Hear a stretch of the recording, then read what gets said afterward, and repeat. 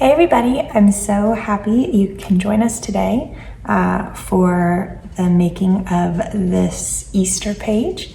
To get started, you want to make sure you have all your supplies. You need 4 black slide mounts, 3 large black rings, the Easter mini letter boards from Keller's Creations, and the 3 sheets of Scrap It Fast from Princess Elena, which is this black and blue and pink color line.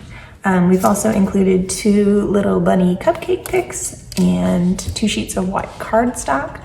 And if you have some pictures you want to use, go ahead and grab those too.